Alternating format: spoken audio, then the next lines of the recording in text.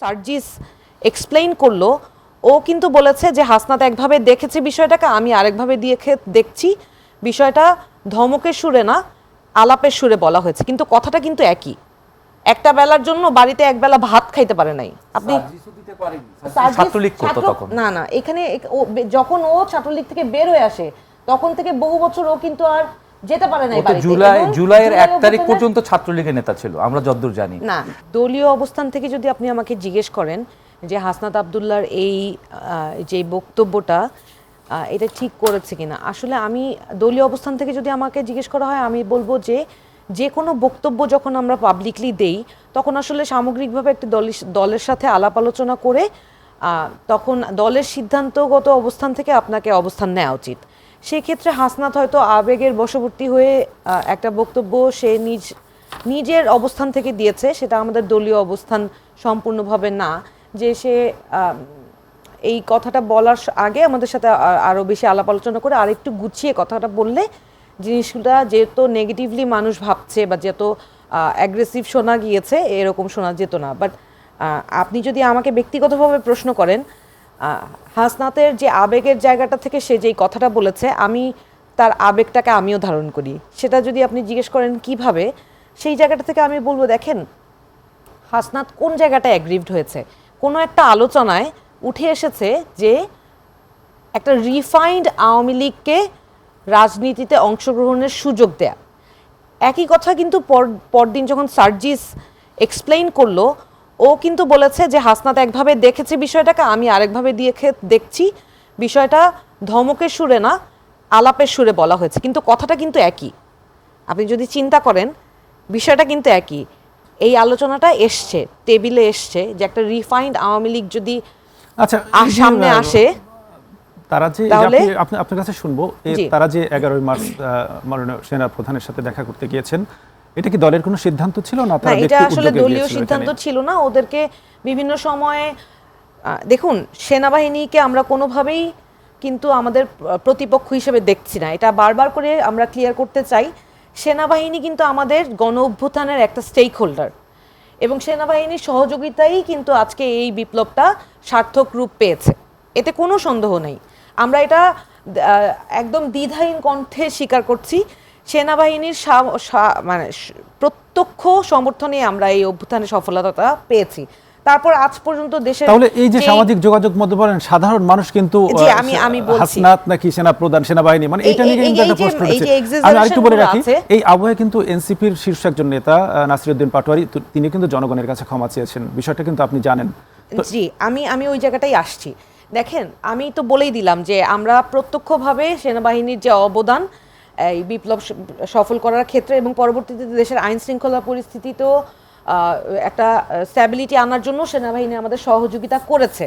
এখন এই পরিপ্রেক্ষিতে হাসনাত, সার্জিস বলেন, আমাদের দলের বিভিন্ন মানুষের সাথে বিভিন্ন সময়ে সেনাপ্রধান বা সেনাবাহিনীর বিভিন্ন ঊর্ধ্বতন কর্মকর্তা আমাদের সাথে বিভিন্ন সময়ে বিভিন্ন আলোচনা করে থাকেন। আমাদের সাথে না, আমি হলফ করে বলতে পারবো যে বিভিন্ন বড় দলের রাজনৈতিক বড় দলগুলোর সাথেও আলাপ আলোচনা হয়ে থাকে সেনাবাহিনীর ঊর্ধ্বতন কর্মকর্তাদের সাথে।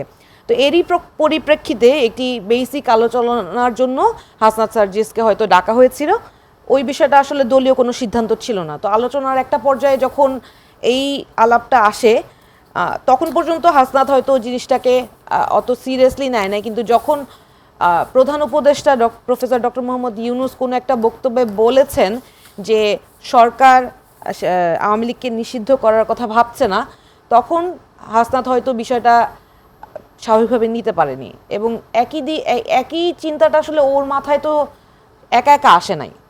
আমরা প্রতিদিনই আমরা জনসংযোগ যখন করি বা প্রতিদিনই আমরা কোনো না কোনো শহীদ পরিবারের সাথে দেখা করি, কথা বলি। এর আগে কিন্তু মাননীয় প্রধান উপদেষ্টা কিন্তু বলেছেন যে আওয়ামী লীগের রাজনীতি বা নির্বাচনের কোনো বাধা নেই।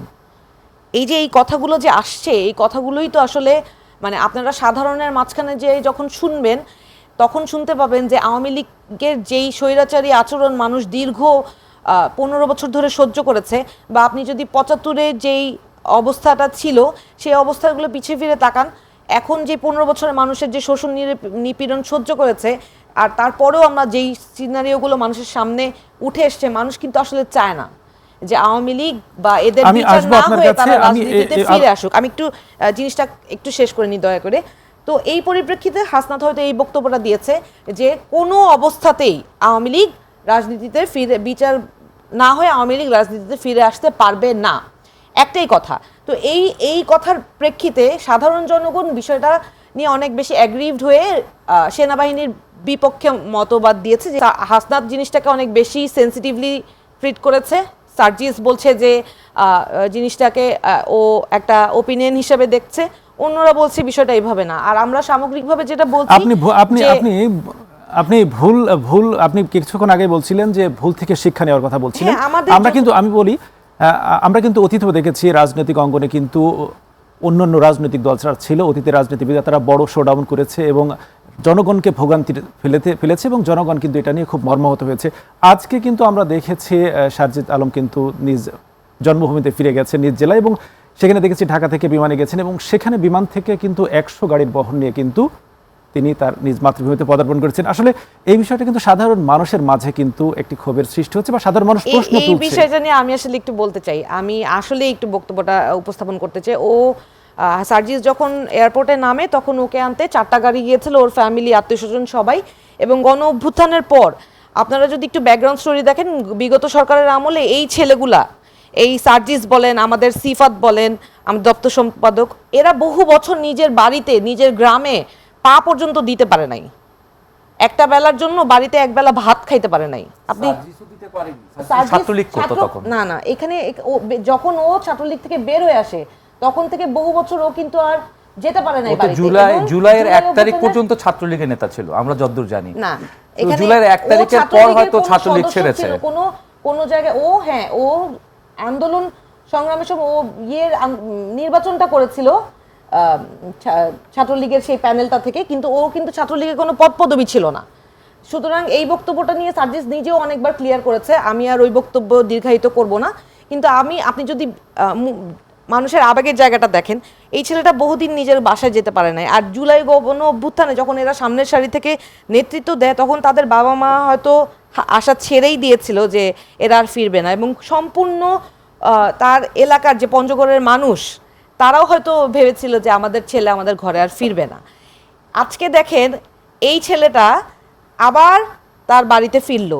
এই যে গাড়িগুলো, এই গাড়িগুলো কি সার্জিস নিয়ে গেছে? এরা যারা এলাকার সমর্থক তারা তাদের নেতাকে তাদের মাঝে জুলাইয়ের পরে আজকে প্রথম ফিরে পেয়েছে।